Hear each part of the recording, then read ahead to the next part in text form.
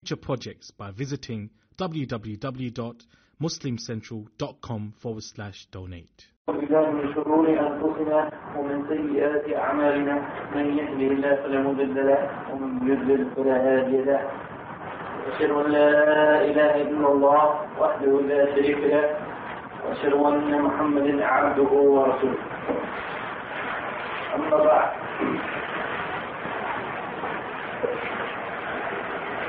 so this is supposed to be a workshop, and the title that I was given originally, I believe, is a little bit different from the title that is in the schedule that has been printed up.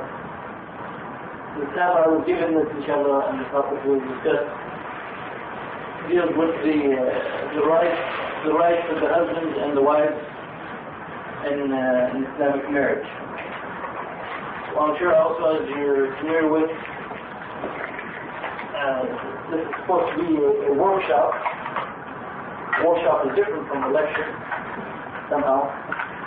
So I don't really have a lecture prepared, but I will discuss some points, and then after each point or after each segment, I will stop for any comments or questions to make sure we understand the topic properly, and we make sure we understand how the topic or how the point is really to be applied. And unfortunately, the last, introductory point I must make is that this workshop at this time was supposed to be just for the women, but unfortunately it seems the other speaker hasn't been able to arrive yet, so we're making it for both men and women. I'm not sure how we're going to arrange the comments from the men's side. Inshallah, we'll work something out, but according to the brother who's in charge, the women are supposed to, sisters are supposed to be priority anyway in this session. Let me make, as I said, a couple of introductory points first. The first point is that nowadays, throughout the Muslim world and in the United States, among the Muslim communities, we hear a lot about the revival of Islam, applying Islam completely and so forth and so on. Unfortunately, one of the aspects, there's many aspects of Islam, and usually certain aspects are stressed and other aspects sometimes are not stressed. When people talk about the revival of Islam, or when people talk about applying Islam again today, they talk about, for example, applying the law of Allah subhanahu wa ta'ala and removing some fisq and some evil from society and enforcing some good in society. Yet sometimes you feel that when it comes down to the situation of the Muslim family and how the Muslim family is supposed to behave, they forget that we also need a revival or a renewal of the Islamic teachings in that area also. What I mean by that is that in many societies, Muslim societies in the world, and in many Muslim communities throughout the United States, the relationship between the husband and the wife is not always based really on Islamic teachings, but it's based sometimes on customs. Sometimes it's based on things which people think are Islamic teachings, but actually when you study them in the long run, you'll find out that they are not whatsoever Islamic teachings. So that's the first point, is that the relationship between the husband and wife is part of the overall situation of Islam that we are supposed to do our best as Muslims to apply in every aspect of our life. The second introductory point, before we get to those points that I might be some discussion about, is that when we talk about relationship between husband and wife, and the rights of the husband and wife, you have to realize that first and foremost, a Muslim man and a Muslim woman are brother and sister in Islam first and foremost. They're supposed to be brother and sister for the sake of Allah subhanahu wa ta'ala first before anything else. Well, what this means, and this is something unfortunately sometimes some brothers have a tendency to forget, and also some sisters that don't want to put all the blame on the brothers, is that when we deal with each other as husband and wife, that we are supposed to deal with each other first and foremost as Muslim individuals, as one Muslim to his brother Muslim and to his sister Muslim. And what that means is that all of the rights that your brother Muslim has upon you, also your sister Muslimah or your wife has upon you. All of those behaviors of Islam, the khulq, or the manners that you're supposed to have as a Muslim, all of them also apply to your wife. Allah subhanahu wa ta'ala says, إِنَّمَا الْمُؤْمِنُونَ إِخْوَةٌ. Verily the believers are but a single brotherhood. And this means, it doesn't mean just among the brothers, it means among the brothers and the sisters, or the males and the females of the community, that they are supposed to live as a brotherhood. You'll find, for example, some brothers, or when they go to the mosque, or when they deal with other brothers, they are the best Muslims. They are applying all of the principles of Islam. They do not backbite their brothers, they do not cheat their brothers, they do not harm their brothers. If their brothers are in any need, they will do their best to help them, and so on. But when it comes to dealing with their wives, you'll find completely different behaviors. As if these laws of Islam are meant to be towards their brothers in Islam, but are not meant or supposed to be applied towards their sisters who are their wives, who happen to be their wives. But actually, as I said, all of those rights and obligations that a Muslim has towards his brother, or a Muslimah has towards her sister, she has towards her husband, and the Muslim brother has towards his wife. So he is supposed to treat her kindly, he is supposed to not harm her to the best of his ability, he is supposed to not lie to her, he's supposed to not cheat her, he's supposed to not backbite her, and so forth. But beyond those rights, also with respect to the husband and wife, Allah subhanahu wa ta'ala, beyond those rights that are basic to the brotherhood of Islam, Allah subhanahu wa ta'ala has shown us clearly in the Quran that there should be even more of a close relationship between the husband and wife. Because Allah subhanahu wa ta'ala points this out as one of his signs. وَمِنْ آيَاتِهِ أَنْ خَلَقَ لَكُم مِّنْ أَنفُسِكُمْ أَزْوَاجًا لِتَسْكُنُوا إِلَيْهَا وَجَعَلَ بَيْنَكُمْ مَوَدَّةً وَرَحْمَةً. That one of the signs is that Allah subhanahu wa ta'ala has created mates for us from our own self, in order for us to have calmness and tranquility and happiness with amongst them.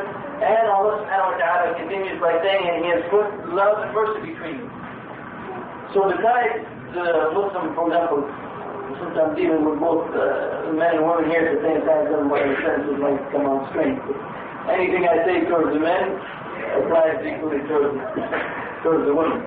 So what that means, for example, is that not only that if a Muslim has a wife, that's his sister in Islam, and he has to deal with her properly according to the principles of Islam, but this verse in the Quran is telling us that in fact Allah subhanahu wa ta'ala is showing us that the relationship between the man and his wife in Islam should be even beyond the basic principles of brotherhood that he finds among the other brothers.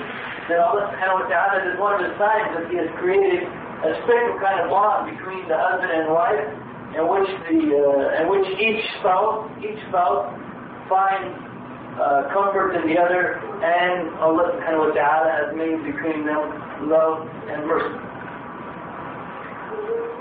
So when we talk about husband's rights and wife's rights and so forth, in fact we have to go through all of the rights of Islam that someone has upon his brother and so forth. But of course that would take up all the time we have, so we're not going to do that.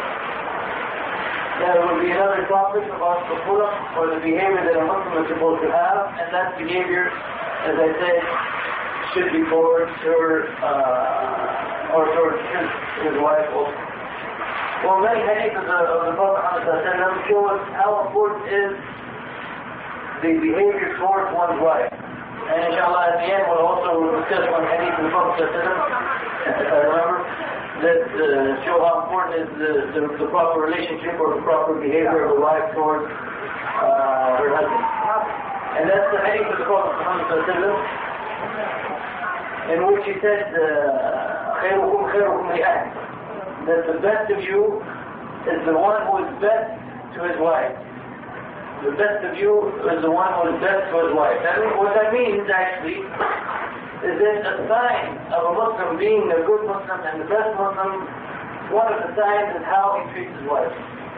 One of the signs is how he treats his marriage partner who he spends a great deal of time with and who is his close relationship. If a person wants to look at himself, if a Muslim man wants to look at himself and wants to ask himself how good really of a Muslim he is, he should ask himself and look to see how he treats his wife. Because the Prophet says the best of you is the best to his wife. Well, this hadith of the Prophet perhaps it should be stressed more than it is stressed sometimes, because as I said, we have this problem where brothers will treat other brothers in the best way, and then they will treat their sisters in Islam who are their wives in one of the worst ways. And this is in fact almost, well, I cannot say it's the opposite of how it should be, but it shows, it's a reflection of the fact that the person, that brother, doesn't really understand Islam completely and doesn't understand his rights and his responsibilities within the Muslim family. That the best of you is the best to his wife. And the Prophet said that he is the best to his wife. So if you want to see also how we should treat our wives, then we should look to the example of the Prophet Muhammad. Well, one important principle, this is by the way still all introductory. Don't go to sleep like you're supposed to. You're supposed to be the chaperone here, so it doesn't do much good if you're supposed to. One last important principle before we kind of get into an area where there's might be room for some discussion, more of a workshop type discussion. Is one principle is clear from the Quran, from the Sunnah of the Prophet Muhammad, and that is that in the Muslim household, it says the job of the man, or the responsibility of the man, to be the head of the household. There's no, this is clear from the Quran, الرجال قوامون على النساء بما فضل الله بعضهم على بعض وبما أنفقوا من أموالهم. That Allah subhanahu wa ta'ala has clearly said that الرجال قوامون على النساء. That the men are in a position of authority over women. And also on this verse, I would like to make some comments. I know that some of the brothers who are here were also in the camp recently in Toledo, Ohio, where I made some of these comments. Maybe that's why you're sleeping, because you heard something. This verse also should be understood properly, and how it is to be applied should be understood properly, in particular by the men. Some people take this, some brothers, I've seen many brothers take this verse as meaning that the husband is the boss and whatever he says must go. And they consider, when they talk about the rights of the husband, usually they will read this verse, that this is the rights of the husband, that he is in a position of authority over the women. Well, some scholars, when discussing this verse, and this goes back even to some of the early scholars, they said that this verse should not be looked at as a verse necessarily discussing the rights of the husband, but it should be looked at as a verse discussing the obligation of the husband. That it is his obligation to be the head of the household, and therefore he is responsible for the decisions that he makes for the household. He is responsible to make sure that the decisions that he makes for the household are in the best interest of the household, both this world and in the hereafter. That is his responsibility. The same thing as, for example, the Khalifa, the Khalifa or the leader of the Islamic State, or the Emir of the mosque. I mean, these are positions of authority. If you've ever been the Emir of the mosque, you'll know that it's more of an obligation than it is a right. And Allah subhanahu wa ta'ala is putting men in the household in a position of authority, and they will be asked about their position and their responsibility, and they should look at it more as a position of obligation, not a situation where they have strong rights and they are the head of the household. They have to make sure that every decision that they make for the household, they have to do their best to make sure that every decision they make is in the best interest of their family, of their wives and children and so forth. And they also have to realize that they're not, in the same way that the Khalifa is not a ruler who simply rules without looking to the needs of the people, but they also have to realize that they have to see what is the needs of their wives and children. They have to consult with them, make sure with them, and then after doing that and trying to find the best decision, the best action, in Allah subhanahu wa ta'ala's sight, then they make the decision and they follow up that decision. When they make the decision, then they are supposed to be followed by the members of the family, as this is their situation, this is their position as being the head of the household. So they should realize this obligation, do their best to make the best decisions for the family, but then when they make a decision, then it is an obligation upon the members of the family to accept that decision and to follow it. And if the wife, for example, disagrees with it, when I say disagrees, I don't mean from the Sharia point of view, but she feels that something else might have been better, for example, with respect to this dunya. Even if she disagrees with it, she must do her best to follow her husband, as that is this condition that once she makes a decision, that the decision has to be followed up, and the members of the family have to obey his final decision. So those are some introductory points that I just wanted to get out of the way, or that were on my mind for today's lecture, that the relationship between the husband and wife, or from the general Islamic teaching, that we have to do our best to look to the Quran and Sunnah and make sure that we are applying Quran and Sunnah when it comes to the relationship between husband and wife. And that all of the rights that any other brother or any other sister would have upon us, our wife or our husband also have upon us, all of those rights. But the situation is even greater with respect to our spouse, because Allah subhanahu wa ta'ala has pointed out the relationship between spouses are one of the signs of Allah subhanahu wa ta'ala in His creation. And finally, it is the situation where the man has the dominant position in the household. This is a position of obligation, a position of authority in which he should fear Allah subhanahu wa ta'ala concerning that position. But at the same time, once he has made a decision in the proper way, it is the obligation of the members of the household to follow him and obey him in that decision. Well, I don't know if on that introductory point there's any question or comment that you might have. If there's, I will open the floor now for any question or comments. If you ask about something that we will discuss later, then I will simply tell you if we will discuss it later. So is there any question or comment? Sisters, feel free to speak. Not all at once, but...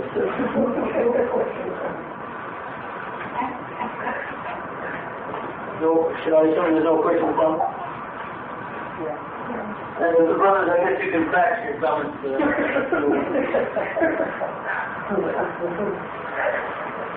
But now let's get to more specifically the rights of the wife within the Islamic marriage. Now, as I pointed out, we're not talking now about the general rights that the woman has upon her husband as a sister in Islam, but now we're talking about those specific rights that the Muslim wife has upon her husband. So these are both, I guess you could say, the rights of the husband, of the wife, and the obligation of the husband. Well, since we're going to give this talk first to the women, according to the original schedule, we'll start with the rights of the wives before we get to their obligations. Well, in the different books of fiqh, this topic is discussed, and the older books is discussed throughout the books in different places. One scholar who did a good job of putting the different rights together, and I will basically be following his. The pattern that he followed was Sheikh Muhammad al-Ghazali. He discussed basically 12 rights of the wife, today, inshallah, we'll discuss 13 or 12. We'll delete some of the ones that he mentioned and discuss them that he did not mention. The first right of the wife is what is known as al-mu'asharat bil-ma'ruf, or to be treated properly. Allah subhanahu wa ta'ala commands the believers in the Quran to treat their wives properly. وَعَاشِرُهُنَّ بِالْمَعْرُوفِ, to treat your wives bil-ma'ruf. Well, what's the meaning of bil-ma'ruf? Since you're the only man here, all the questions will be directed towards you. What's the meaning of bil-ma'ruf?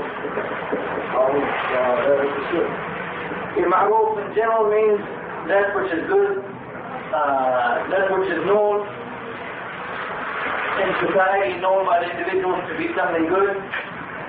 Well, what it means here, in this verse in particular,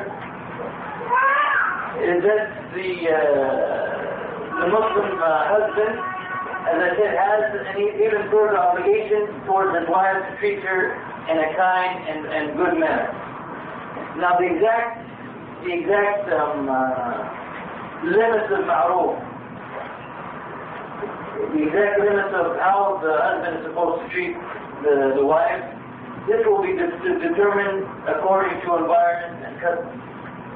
In other words, there's no hadith, there's no verse in the Quran that says, for example, how much time during the day the husband should spend with his wife, and what kind of activities they should do together, and so forth. This will be based on the environment and custom. For example, here, in this environment, in most cases, if people want to survive financially, they will have to take a job which will require them to work most likely 40 hours a week, if not more. It's not much more. Well, what this means, for example, with respect to the wife, is that if the husband is working 40 hours a week, it would be beyond the rights of the wife.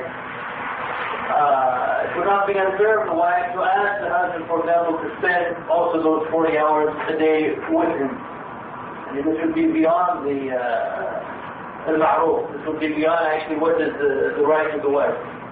And also because of our situation here, going to the mosque, for example, we don't have a mosque at every corner here. The husband may have to spend more time going to the mosque and so forth. It would be again beyond the limits of ma'ruf for the wife to ask her husband, for example, not to attend the mosque. It could take 20 minutes or half an hour to go to the mosque back and forth from home and so forth. So the exact limits of ma'ruf, as I said, they are determined by custom and environment. How exactly the wife is supposed to be treated by the Muslim husband. At this point, it is kind of open. But the thing is that the ma'ruf means that those rights that the wives have in general throughout the Muslim society, and the way that they're treated in general, each Muslim husband is obliged to do his best to make sure that his wife gets the same and similar rights that other wives in society have. Well, look, the Prophet and expressing this point about how that the Muslim should do his best to treat his wife in the best manner. I already mentioned one hadith in which he said that and the best of you is the one who is best of his wife. But also, just before the Prophet was to die, the Prophet also reminded us about our treatment of wives, and that we have to treat them well. He said, Allah, he mentioned the name of Allah subhanahu wa ta'ala. He said, Allah concerning your women. In other words, be aware of Allah concerning women.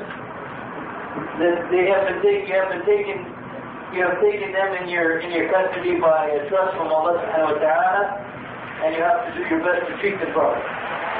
Now, with respect to this point also, there's a hadith of the Prophet which is sometimes misunderstood, and that's the hadith of the Prophet in which he said that the women were created from a crooked rib, and if you try to straighten them, you will break them. What's the meaning of this hadith? The meaning of this hadith is that women have a nature that is about them, and that a man should not abuse his authority over them, and think he should be extreme in doing so, that he has a possibility of really pushing her outside of the womb by using his rights. Is this correct? Inshallah. That's your interpretation of it. I haven't been given the except that was just told that men should not overdo things. Basically, what the hadith is referring to is that when a man gets into a marital situation, that he is marrying, first of all, a woman or a female who the nature in general of females is different from the nature of men. There's difference in their behavior, there's difference in their characteristics in general, and that if the Muslim man tries to force his wife to be completely the way that he wants, her to be, then what he will do, the meaning of breaking the rib here, actually, most scholars, they define it as not driving the woman from the deen, but forcing her into a situation that they'll get divorced. So what it means, the Prophet ﷺ is telling us that when you get the wife, there's going to be some characteristics, perhaps, in the wife that are not consistent with the husband's characteristics. The husband should realize that from the time even before he gets married. And he should accept some of these characteristics in the wife which are different from him, because if he tries to change the wife too much, it will lead to, most likely, to divorce and for the marriage. So the first right, as I said, is kind of an elastic or flexible right. It's based on custom and environment. This is the right of being treated بالمعروف. The second right is a little bit beyond that, and that is the right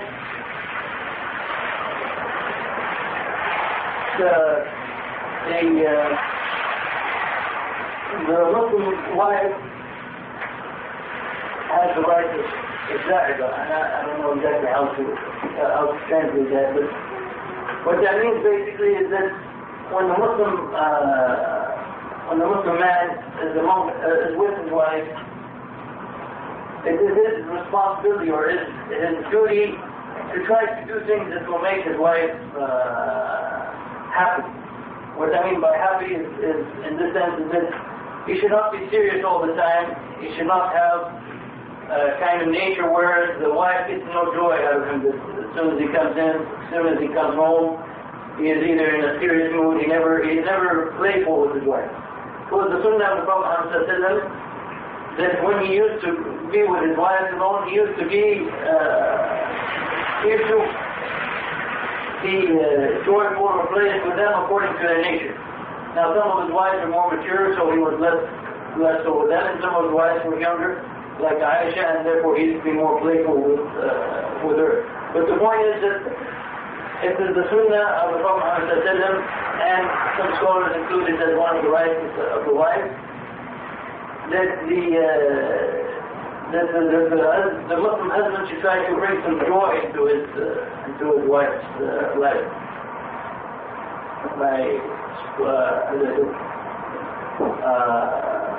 doing things with her that perhaps he wouldn't do with his brothers, for example. Going beyond the characteristics that he might have in public, to play with his wife and sport with her in such a way that she will enjoy get some enjoyment from the marriage. But also related to that is the third right. This is considered the right of the wife, and this is what the Ghazali calls a siyasa. So siyasa, probably you're familiar with, this is a term used for politics. And what he means by that is that at the same time that he is supposed to be behaving towards his wife in such a way that he makes her happy and so on. At the same time, though, he's supposed to make sure that she is following Islamic behavior properly. So he's not just, for example, there to have fun with his wife and make her happy and so forth. At the same time, though, he has the obligation, and this is considered a right of the wife, to make sure that she is behaving in a proper manner. Well, the evidence for that is all of the verses in the Quran, for example, which Allah subhanahu wa ta'ala tells us to order good and eradicate evil. The ordering of good and eradicating evil is first and foremost an obligation upon you towards those people you have most power and most control over. So in the household, the husband has most control over his wife, and it is his obligation to make sure that she is doing what is proper and so on. Now, I said that this will not be a lecture, it's supposed to be a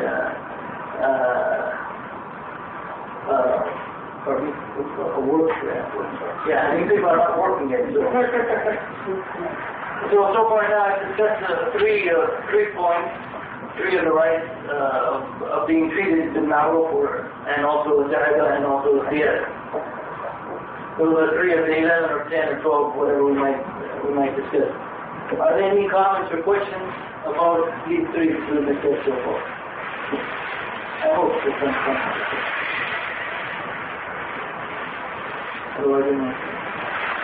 Maybe you're representing the men, so anything that you can imagine that any of the brothers there might have in their mind, you should bring it.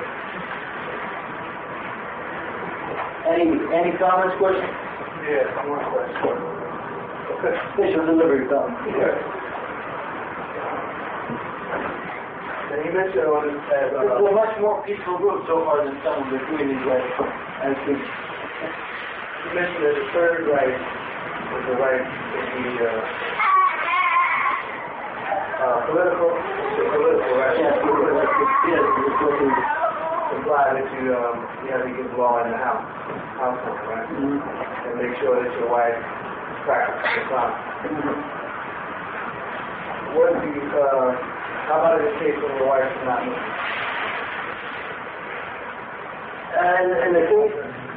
In the case where your wife is not Muslim, you don't have the right to force her to do those activities which are specifically for Muslim women, obviously. But at the same time, you have the right to enforce her, or you have the right over her that she gives you the same rights that are common among the people in society, whether they are Muslim or non-Muslim. But obviously, you cannot, for example, you do not have, if your wife is not Muslim, and you're not living in a Muslim society, you do not have the right, for example, to force her to wear hijab.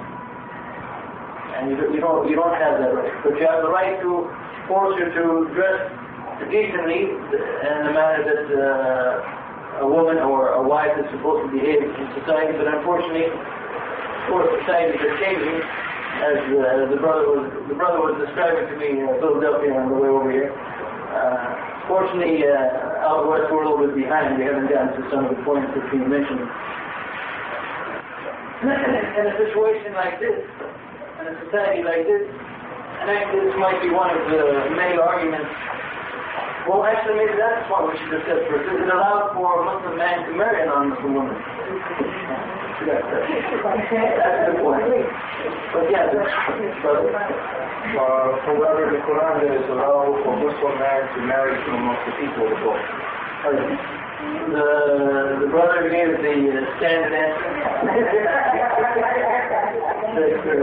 From the Quran, it seems that it is allowed for Muslim men to marry from the people of the book.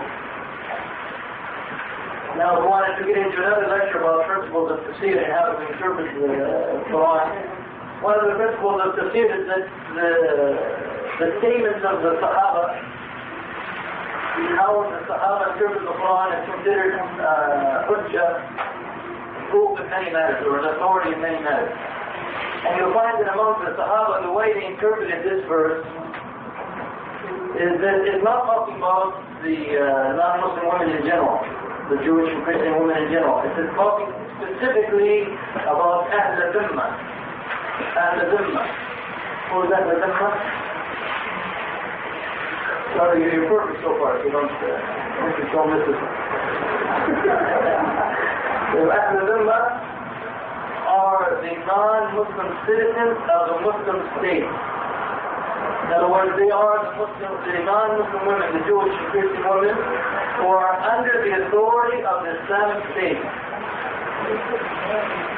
So what that means is that some of those things that you see among the Muslim men when they get married to non-Muslim women here, some of the problems that you see will not arise in the actual situation that is described in the Quran.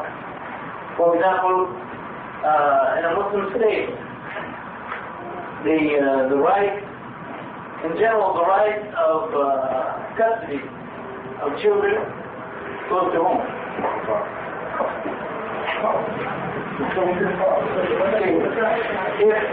If a Muslim man and a Muslim woman get divorced, Muslim man and Muslim woman get divorced, and the children are of young age, the right of custody goes to the woman.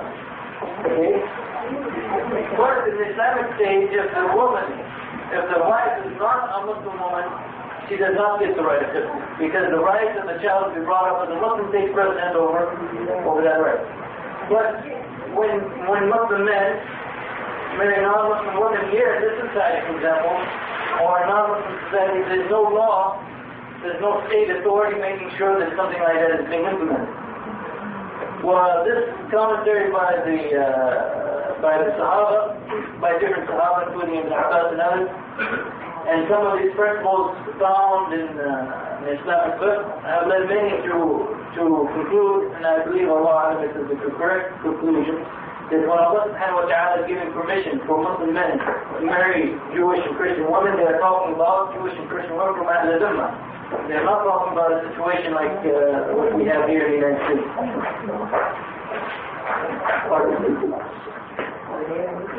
We have a request from the soul brother in the room, as if the sister could be a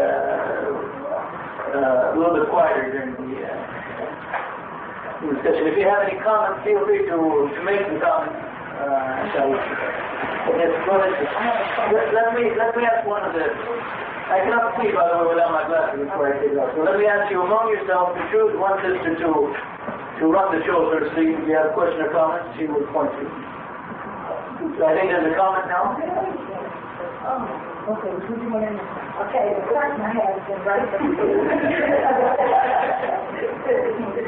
You had mentioned on the situation where the wife is not a Muslim and the raising of the children in the Islamic State takes preference over the child being raised with a wife that's non-Muslim, say in a divorce situation. What about just the opposite? Well, not necessarily just the opposite, but in a situation where you're dealing with two Muslims and you have a divorce situation, but the wife appears to be a stronger Muslim than the ex-husband.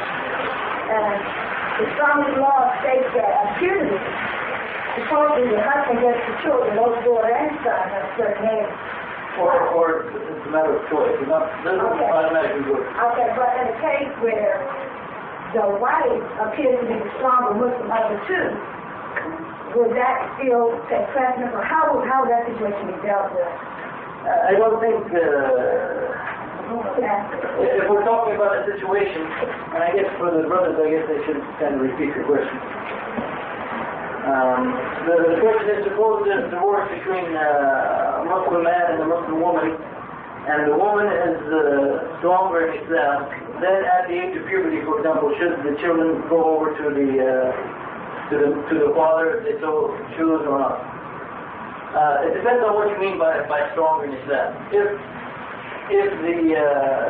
the father is someone known as Satan, in other words, he's someone who's known to commit sins openly, publicly, then the judge, the father could decide in case of a situation like that to allow the children to remain among with the mother.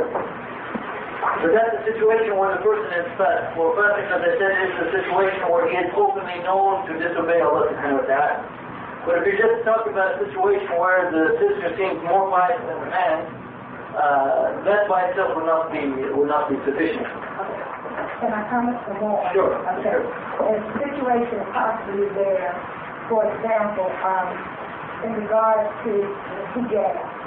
You have some, depending on what match did or what man this particular person there may not get information from. They may not consider the complete covering as being an obligation upon the Christian. You have some individuals consider themselves Muslims that indulge in the listening and the playing of music and musical instruments. You have some that look at situations where you have the mixing. Social situation, they don't necessarily consider that brothers should be in one area, sisters should be in another area. And suppose the husband is more than pretending a master that permits these things, whereas the wife, not the wife, the ex-wife is in a situation that draws distinction when it comes to the mixing and the covering and the keeping away from music and those types of things.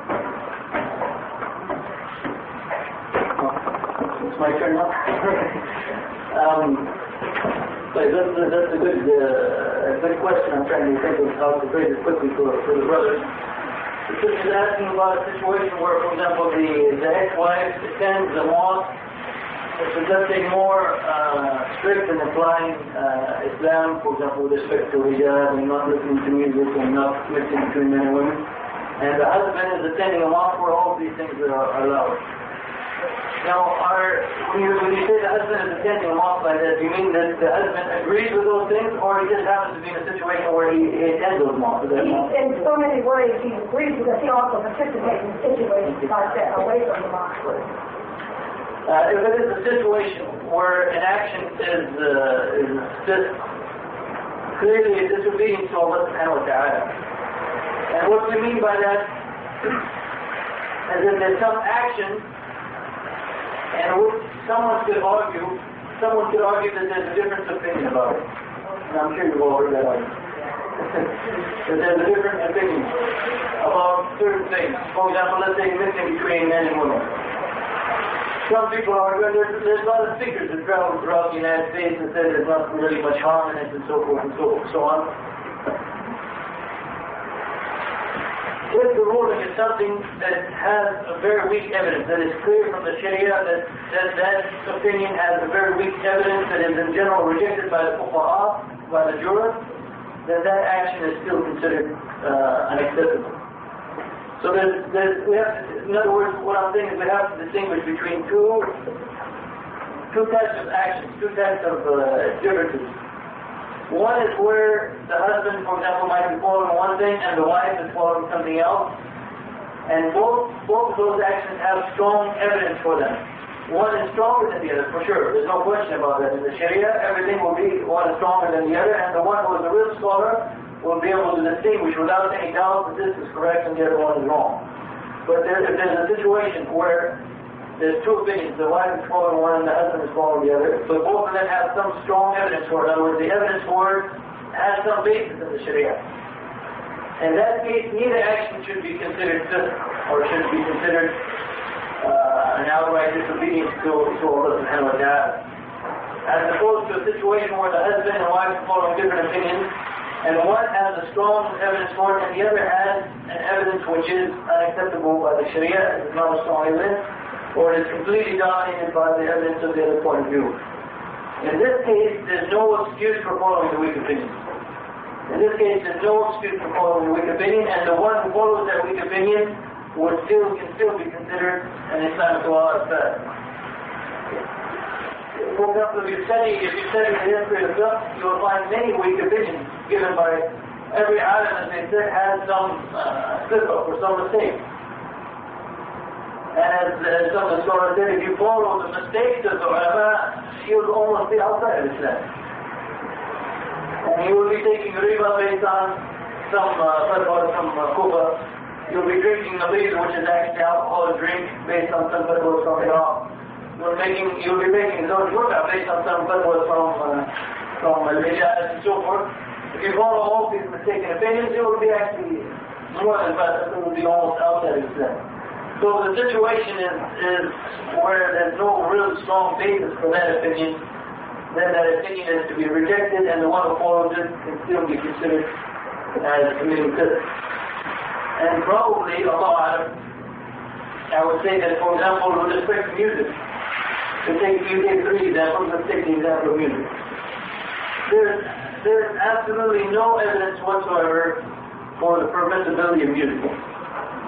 And if we want to go in even more detail, if you want to talk about what